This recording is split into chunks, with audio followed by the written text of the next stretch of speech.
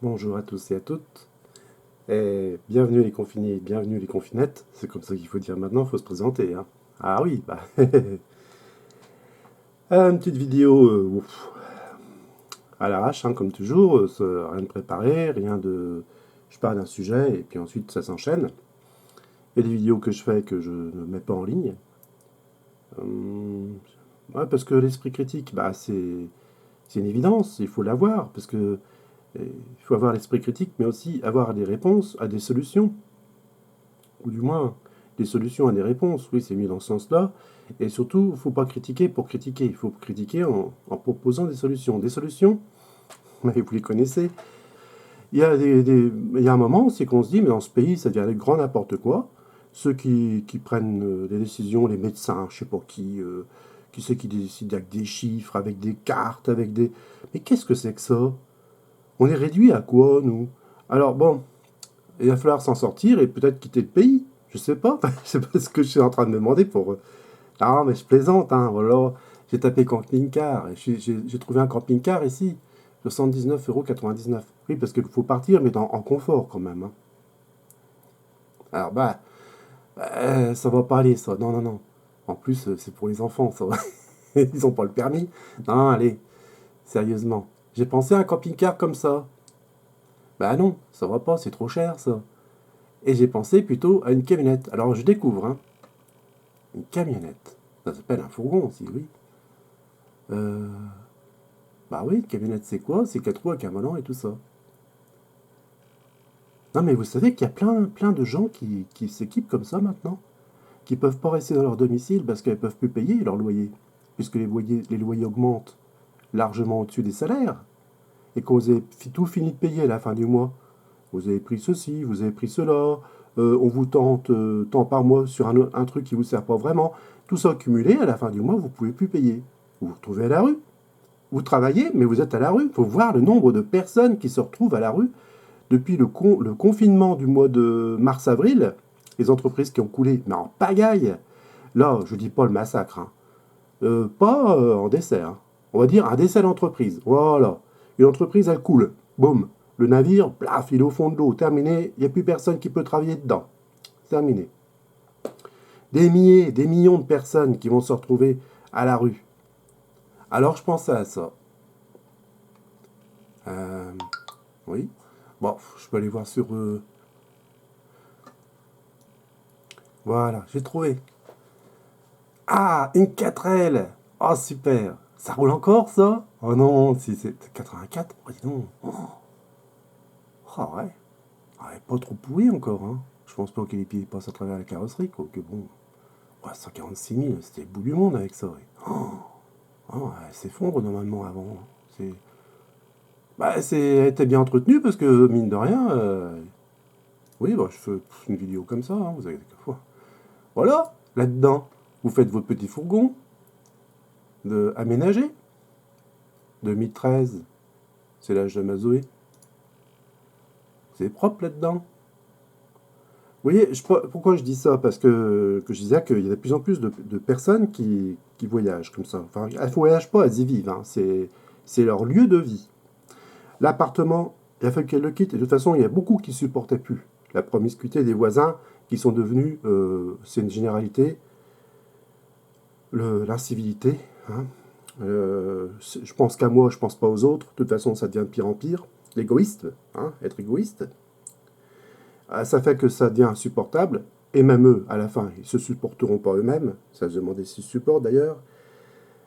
Et des gens, des personnes qui ont besoin d'un véhicule pour aller travailler et rester sur place. C'est les nomades du travail en quelque sorte. Ça se faisait plein à une certaine époque, sur des chantiers mobiles, les routes, les voies ferrées, quand la France était en construction, après-guerre. Maintenant, beaucoup moins, bien sûr, mais quoique. Et puis des gens qui ont, eux, un travail occasionnel, et ça leur suffit, parce qu'ils ne payent plus le loyer, ils ne payent plus les charges, ils payent encore une pseudo-taxe d'habitation, je sais pas quoi, enfin, un genre de taxe, il faut bien qu'il y ait une taxe quelque part, de toute façon. Et ça fait qu'à la fin du mois, bah, il leur reste beaucoup plus que ce qu'auparavant. Là, vous avez une espèce de boîte de conserve, un clapier, quoi, hein, pour dormir. Euh, et là, ils se retrouvent dans un véhicule vraiment pour eux. C'est... Mais ça en prend... ça fait un sacré bouleversement, ça. Hein. C'est pas du camping-car touristique. Hein. Ah non, non, non. C'est pas un camping-car à 70 000 euros pour aller 2 fois par an faire le tour de France et autres. Non, non, non, non, non. Ce sont des véhicules comme ceux-là. Alors ça, c'est du luxe, hein, parce qu'il est grand, celui-là. Il est haut. On peut pas se tenir debout dedans. Mais voilà, à 8 000 euros, en négociant 7 000, ça se trouve. Ah, je parle pas de voiture électrique, là. Bah, désolé, hein, il n'y a pas de fourgon électrique hein, pour l'instant. Ils sont trop chers. Et l'autonomie. Alors, ça fait que confinement, puisque dans ce pays, on confine, bah, c'est le pays le plus confiné. Hein. Ah, le plus durement confiné. Oh, bah là, ils sont acharnés, là. Ah, bah, à fond. Hein.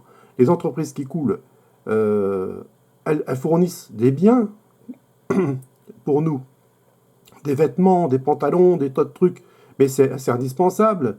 Je vois maintenant, on n'achète que des boîtes de conserve, de l'alimentaire et tout ça. Et ils disent première nécessité, dis donc, on n'est pas des sauvages quand même. Hein. On a le droit de vivre. Et qu'est-ce que ça prête plus que des commerces qui vendent des vêtements, qui vendent des bobines de fil ou autre chose, puissent ouvrir? Qu'est-ce que ça ferait de plus, ça? Bah rien. Par rapport à leur truc, là. Rien du tout. Alors voilà, on voit des commerces qui coulent, les uns derrière les autres. Les entreprises, n'en parlons pas, puisqu'elles ne peuvent pas fournir. Même si on demande, ils demandent, à eux, là, ils demandent aux entreprises de tourner, mais elles fournissent, d'accord, elles produisent, et elles vendent comment? Elles vendent comment tout ce qu'elles produisent? C'est entassé dans un placard, quelque part? On ne sait pas. Personne n'en parle de ça. Elles n'ont pas d'argent qui rentre, ces entreprises-là, en attendant, puisque ça ne peut pas être vendu. Bien sûr, tout est fermé. On ne peut pas se déplacer. Comment qu'on fait? Et tous ceux qui sont les petits artisans et tout ça, dans l'alimentaire et autres, même eux, dans l'alimentaire, ils peuvent pas, parce qu'il n'y a plus personne qui peut se déplacer. Ça devient complètement débile, là. Hein.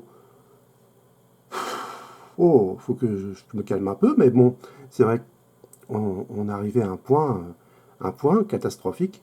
La France s'enfonce complètement.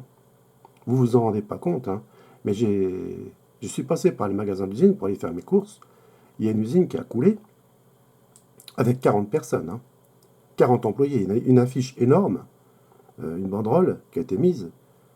40 employés sont licenciés. Trouvez-nous du travail maintenant. Comment qu'elles vont faire ces personnes pour trouver du travail? Puisqu'il n'y a plus de travail nulle part, tout a fermé, tout est sous cloche. Pour nous asphyxier complètement, c'est pas le virus qui nous enterre. C'est bien les décisions qui nous enterrent. C'est tout. Alors il y aura de plus en plus de personnes qui rouleront là-dedans, dans ce genre de véhicule, qui en feront leur maison, parce qu'elles ne pourront pas faire autrement. N'allez pas vivre sur le goudron avec rien au-dessus de la tête. Si vous avez encore les moyens, je dirais que vous savez que c'est précaire dans votre situation, vous ne savez pas quoi faire dans le futur. Est-ce que c'est ça le futur qu'on nous réserve? À chaque fois qu'il y aura un petit pépin, au départ qui était grand, et puis ensuite qui s'atténue, on continue à nous asphyxier. Est-ce que c'est ça l'avenir? Est-ce qu'on peut faire des plans sur l'avenir? Non, on peut plus. On peut plus faire de projets. C'est fini. Alors il faut vivre comme ça, pas sur le goudron, à même, hein, avec un matelas et un bout de carton, mais dans un véhicule comme ça, même s'il n'est pas aménagé tout de suite, vous pouvez mettre un matelas à l'intérieur, une petite truc d'eau, et puis voilà, vous êtes à protéger.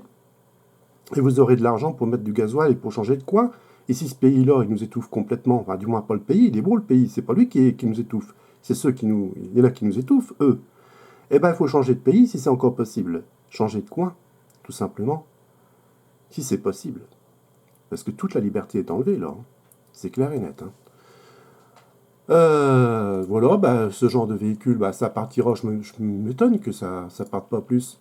Parce que, bah tiens, regardez, il y a même de quoi mettre les boîtes de conserve. Un coup de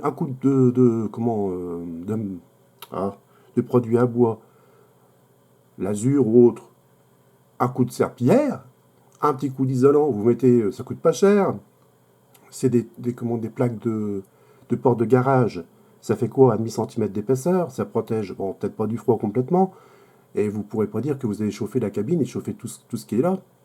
Mais ensuite, ça rien n'empêche de mettre un petit réchaud à gaz, bien calé, et puis attention, que ce soit bien fait correctement, et puis que ça peut chauffer votre popote, mais en même temps ça chauffe l'habitacle et ça consomme pas beaucoup en gaz. Voilà. Ça c'est un véhicule d'artisan, et ben Mais vous savez, vous allez dire, mais de quoi il parle, lui? Il est loufoque.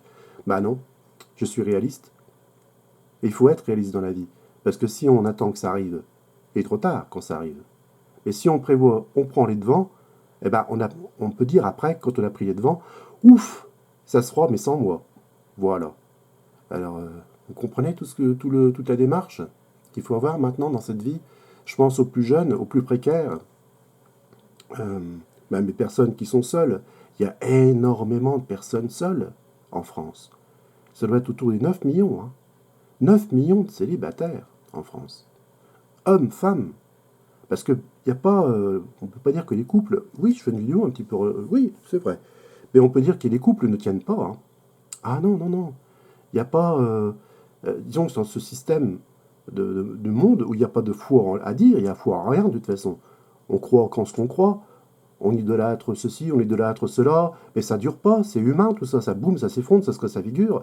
Et quand on conçoit quelque chose en couple, il faut pas qu'il y ait d'entourloupe. La moindre chose de travers, ah ben vous dérivez, vous faites une faute, ou c'est le partenaire ou la partenaire qui fait la faute. Et vous avez des enfants, et vous avez tout ça, mais et tout se casse la figure. C'est pour ça qu'il y a autant de célibataires. Et en fin de compte, dans la jeunesse, puisqu'elle ne croit vraiment pas plus en grand chose, elle croit même plus en elle, il faut vous reprendre et garder espoir parce que même si vous ne pouvez pas trouver comme on dit, l'âme sœur, ça ne veut rien dire, ça c'est bidon. Si vous ne trouvez pas la personne et que vous ne faites pas de concession, c'est pour tout le monde pareil, hein, ça marche à coup de concession. On n'est pas parfait, personne n'est parfait. Ensuite, il faut se dire, je vais attendre et je vais faire confiance et un jour peut-être ça viendra. Mais en attendant, il faut que je pense à moi, mon confort. Est-ce que dans ce monde, dans cette époque, dans cette société, est-ce que je me sens bien là-dedans? Est-ce que je vis bien dans un truc comme ça? Est-ce que mon boulot est suffisant? Est-ce que je vais le perdre ou je vais le garder? Et est-ce qu'il n'y a pas mieux ailleurs, etc., etc. Ah oui. Bah, c'est toute une remise en question de sa vie, de son existence. Mais de toute façon, la vie n'est pas éternelle sur Terre. Hein. Les personnes âgées, avant qu'elles soient âgées, elles étaient jeunes. Elles étaient belles, en forme, complètement. Et à une autre époque. L'époque de maintenant, elles n'en voudraient pas. Elles ne voudraient pas revivre. Les personnes âgées ne comprennent pas ce qui arrive. Il faut discuter avec elles. Elles nous plaignent. Elles disent, mais dans quel monde vous vivez? Dans quel monde que vous vivez? Pourtant, ils ont connu une guerre ou deux guerres pour les plus anciens. Avec les privations, les maladies. Il n'y avait pas les vaccins. Voilà. Donc, ah bah oui, hein. Ah, c'est resté statique l'image, là, la photo? Oh, elle n'a pas bougé toute seule.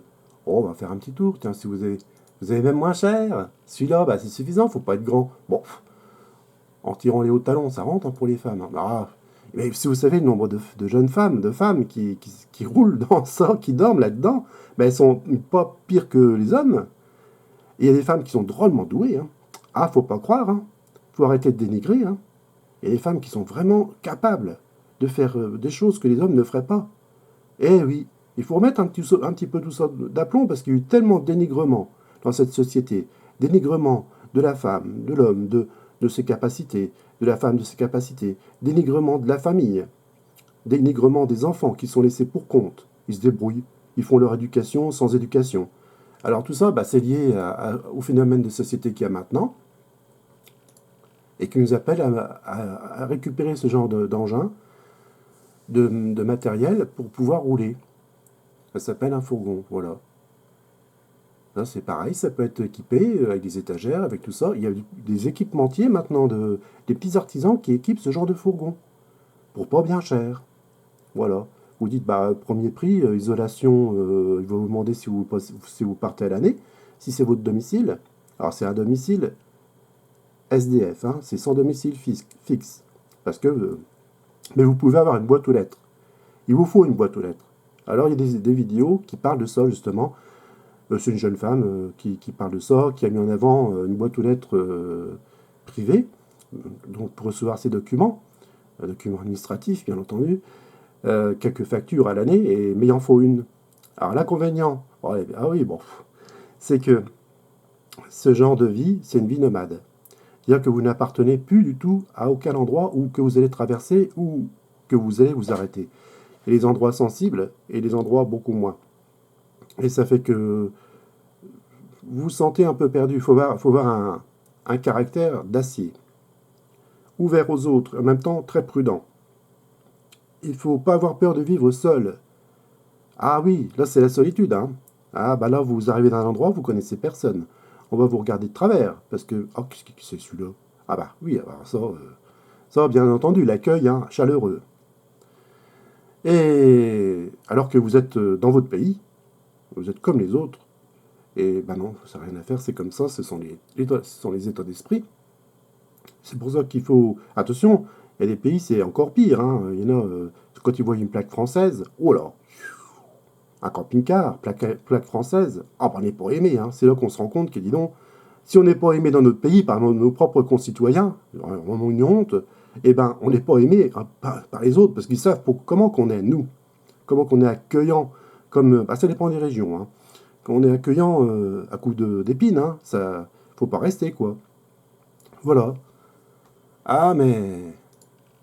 oui, ça j'ai déjà vu, enfin on l'a déjà vu, et vous pouvez tracter en plus. Bah tiens, c'est pas banal ça. Il est marrant ce petit truc là. 4000 sans frais. 4 fois sans frais. J'avais pas vu ça. Ah dis donc, 4 fois sans frais. Faites crédit, bah oui, 4 fois.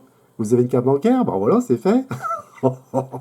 Ah, c'est drôle. Ah, je n'avais pas remarqué. En plus, dans les immeubles, hein, c'est ça. Hein. Il y avait plein de gens qui sont malheureux dans les HLM. Avec les confinements, vous vous rendez compte? Retournez dans votre boîte à chaussures, là. Vous êtes confiné là-dedans. Et vous ressortez, faut pas aller plus loin que la boulangerie qui est en bas, qui se trouve à 20 mètres. Il faut remonter chez vous. Oh, ça rend fort, ça. Et oh, j'habitais sur le balcon. Hein. Ah non, bah, je paye que le loyer du balcon. Hein. Je paye pas le reste. Hein. Je suis pas bien là-dedans, moi. Je veux pas être malheureux. Non, je suis pas venu sur Terre pour être malheureux. Hein. Voilà. Vous en avez plein des comme ça. Encore un. Ah, bah, oui, bah, je vais arrêter là après, vous inquiétez pas. Ça, c'est très recherché, les kangourous. Très fiable. Alors, à des prix très intéressants, bah, c'est quand même des engins qui ont quand même du vécu, hein, mine de rien. Mais ça rouille pas. Hein, c'est les traitements anti-rouille maintenant. Pas depuis à l'époque. L'intérieur, bah, il est propre. Il n'y a rien à dire. C'est pas fait pour rouler tous les jours avec, parce que... Pour aller où? Et c'est vrai, faut aller dans un endroit que vous trouvez bien, et puis rayonner autour, par exemple. Il y en a qui s'équipent comme ça, il y en a qui vont dans les forêts, ils découvrent la nature, beaucoup. Euh, il y en a beaucoup qui vont dans les bois. Alors, bah, attention, hein, c'est avec la chasse, bonjour les dégâts. Mais ils vont dans les bois et ils redécouvrent un petit peu tout cet environnement naturel qu'on a complètement délaissé depuis trop longtemps, qui est protégé par lui-même, cet endroit naturel. Et, qu'est-ce que je voulais dire d'autre? Ah, ça m'a coupé la parole, ça. Ah bon? Ah, ça va me revenir. Il est pas mal, celui-là. Il n'est pas électrique, il n'y a pas de boîte automatique, mais ça fait rien. Une frein à main, c'est marrant, c'est un levier. C'est marrant, des rabouts de bois. Ah, c'est drôle, ça. Voilà. Ah, prends pas ça, hein. Bah non, c'est une benne, il faut mettre une toile de tente derrière. Ah, ça va pas. Ah, celui-là, il est vieux. 2002. Oui, oui. Et ça? Ah, 200 euros. Bah pourquoi pas, pour pièce? Ah, pour pièce. Non, ça va pas. Il y a même un jeune qui a fait dans sa Clio, il a monté un lit. Dur, hein? Ah, bien fait, hein? Ah, il est doué, hein? Bah, il est un peu spécial, hein, faut dire. Hein. Une Clio, il en a fait sa résidence principale. Wow. Là, pour ranger les papiers, les documents et tout ce qui s'ensuit, parce que mine de rien, quand vous êtes... oui, ça se prolonge, je sais. Quand vous êtes amené à vivre dans ce genre de situation, dans un véhicule qui devient votre maison, et c'est pas interdit, il faut penser à tout votre équipement que vous emmenez avec vous. Et en fin de compte, vous avez presque plus rien. Vous avez l'essentiel, le strict nécessaire. C'est-à-dire qu'il faut voir tout ce qu'on accumule qui ne sert à rien, en définitive. Un tas de trucs, un tas de foutoirs qui ne sert à rien. Quand on arrive dans cette situation, on fait des concessions à tout va. Parce qu'il faut pouvoir rentrer dans le véhicule. Vous n'allez pas y mettre une machine à laver ni un réfrigérateur, c'est fini ça. Il faut penser à l'eau, ça c'est primordial, au moins 20 litres d'eau, minimum, avec un petit robinet. Il faut penser à un petit réchaud à gaz qui va vous servir de chauffage pour l'hiver, et ça ne consomme pas beaucoup. Et puis de toute façon, vous aurez froid, ça sera humide, automatiquement. Donc tout ça, y a des personnes qui ne sont pas jeunes qui le font, hein, faut pas l'oublier, et qui y vivent. Et elles ne voudraient pas revivre ce qu'elles ont vécu auparavant, la plupart, pas du tout. Non, non, non, elles ont pris le rythme, elles ont pris un autre chemin de vie.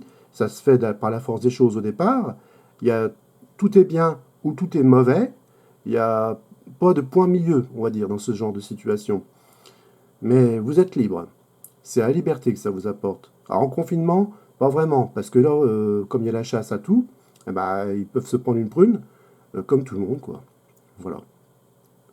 Et par contre, ça permet de vivre ailleurs, le moment venu, de s'échapper, de voir d'autres paysages, de partir, de changer de région, et pourquoi pas nouer des amitiés, la sympathie, tout simplement, avec des personnes très sympathiques, parce qu'il n'y a pas que des mauvais, il y a des bons aussi, et ainsi de suite. Il y a des personnes accueillantes et d'autres qui ne le sont pas du tout.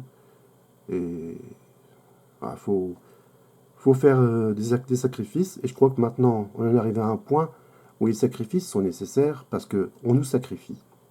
Alors, comme il y en a marre d'être sacrifié, sur l'autel de quelques trucs, eh ben non, maintenant il faut faire des sacrifices, je pense plus à ceux qui peuvent le faire, et vous êtes assez nombreux maintenant, hein. Je crois qu'il y a 1 million de personnes, plus d'1 million de personnes qui transitent dans ce système-là. Mais j'en suis pas sûr du chiffre hein, non plus, hein. Il n'y a pas de référence à dire, il n'y a pas de retour de chiffre. Autant on sait le nombre de camping-cars qui est énorme en France. Il y a même beaucoup de personnes qui habitent dans un camping-car. C'est déjà plus confortable, hein, bien entendu, mais c'est plus cher. Ah bah là, vous avez tout confort, c'est certain. C'est moins discret, mais vous pouvez vous mettre sur un placement de camping-car. À l'année, je sais pas, mais sur quelques jours, oui. Puis ensuite, changer de coin, et ainsi de suite. Ah, après, c'est l'accueil, c'est bon, c'est tout un... Il faut comprendre pourquoi il y a tout ça qui arrive, parce que les gens en ont marre. Il y en a ras-le-bol. Voilà. Soit qu'on fait l'autruche, on s'enferme chez soi, on tire les rideaux, on ferme les volets. Voilà, je suis chez moi, je suis comme ça, en train comme un moribond. Soit alors on prend les morts aux dents. Le mort aux dents, on dit bah j'ai pas envie de vivre comme ça, j'ai pas envie de finir mes jours comme ça me plaît pas du tout. C'est le pire scénario de science-fiction qui aurait pu exister, moi ça m'intéresse pas du tout. C'est un film catastrophe et c'est une vie catastrophe de toute façon, et ben je change. Ah, je suis parti d'un sujet, et vous voyez, je m'étale. Bon, bah, c'est comme ça, hein. Je vous remercie et je vous dis à bientôt.